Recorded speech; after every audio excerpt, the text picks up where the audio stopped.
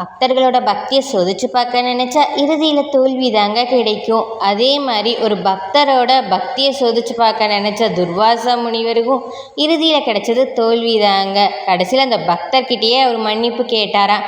வாங்க, யார் அந்த பக்தர்னு இந்த பதிவில் நம்ம பார்க்கலாம். அம்பரீஷர் அப்படிங்கிற அரசர் நீதி தவறாமல் அவரோட நாட்டை ஆண்டுட்டு வராரு. அவர் சிறந்த விஷ்ணு பக்தர். ஒவ்வொரு ஏகாதசிக்கும் விஷ்ணு பகவானை நினச்சி விரதம் இருந்துட்டு துவாதசி தேதி அன்னைக்கு அவரோட விரதத்தை முடிக்கிறது அவரோட வழக்கம். அப்படி ஒரு நாள் ஏகாதசி விரதம் இருக்க அன்னைக்கு துர்வாச முனிவர் அவரோட அரண்மனைக்கு வராரு. தடபுடலா சிறப்பான வரவேற்பு தராரு அரசர். தடபுடலா விருந்துக்கும் ஏற்பாடு பண்ணுறாரு அரசர்.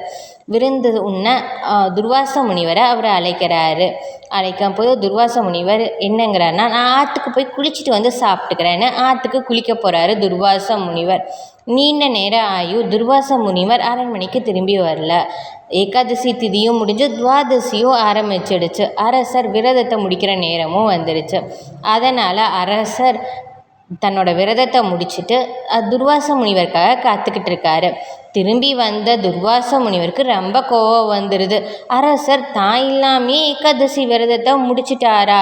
துர்வாச முனிவரோட கோபத்தை பற்றி தான் 7 உலகத்துக்கும் தெரியுங்களே, இதுக்கு தேவர்கள் மட்டும் என்ன விதிவிலக்கா அப்படின்னு எல்லாரும் அவர் கொடுக்குற சாபத்தை பார்த்து பயந்துப்பாங்க. ஆனால் துர்வாச முனிவர் தன்னோட ஜடாமுடியில் இருந்து ஒரு அசுரனை உருவாக்கி அரசரை கொல்ல சொல்லி ஆணையிடுறாரு. அந்த அசுரனும் அரசர் அம்பரீஷரை துரத்த ஆரம்பிக்கிறான். அம்பரீஷர் சற்றும் பதட்டப்படாமல் விஷ்ணு பகவான் கிட்ட போய் சரணடைஞ்சிடுறாரு. விஷ்ணு பகவான் தன்னோட சுதர்சன சக்கரத்தோட பிரயோகத்தால் அந்த அசுரனை அழிக்கிறாரு. ஆனால் சுதர்சன சக்கரம் திரும்பி விஷ்ணு பகவானோட கைக்கு வராமல் துர்வாச முனிவரை துரத்த ஆரம்பிச்சிருது. துர்வாச முனிவர் ஓடி போய் பிரம்மதேவரை காப்பாற்றுங்க பிரபுவே, சுதர்சன சக்கரம் என்னை துரத்திட்டு வருதுன்னு பிரம்மதேவர்கிட்ட போகிறாரு. பிரம்மதேவரே என்னங்கிறாருன்னா, என்னால் இந்த சுதர்சன சக்கரத்தை கட்டுப்படுத்த முடியாது, நீங்கள் வேணால் சிவபெருமான் கிட்ட போங்க அப்படின்னு சொல்கிறாரு.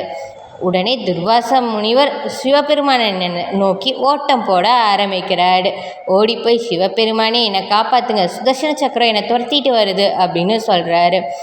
என்னதான் விஷ்ணு பகவானுக்கு சுதர்சன சக்கரத்தை நான் கொடுத்துருந்தாலும் அதை கட்டுப்படுத்தக்கூடிய சக்தி எனக்கு இல்லை, நீங்கள் போய் விஷ்ணு பகவான் கிட்ட சொல்லுங்க அப்படின்னு சொல்லிடுறாரு சிவபெருமானும். உடனே வைகுண்டத்தை நோக்கி ஓட்டம் பிடிக்க ஆரம்பிக்கிறாரு துர்வாச முனிவர். பகவானே என்னை காத்தருளுங்கள், சுதர்சன சக்கரம் என்னை தாக்குகின்றது அப்படின்னு சொல்கிறாரு.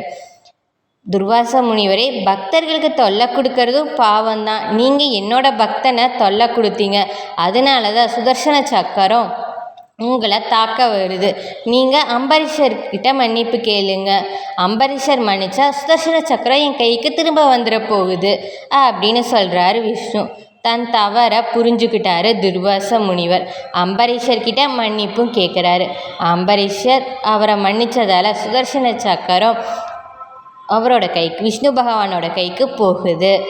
இது பக்தர்களை சோதிக்க நினச்சா கடைசியில் கிடைச்சது தோல்வி தானுங்க. இல்லை இது ஏகாதசி விரதத்தை போற்ற கதையா?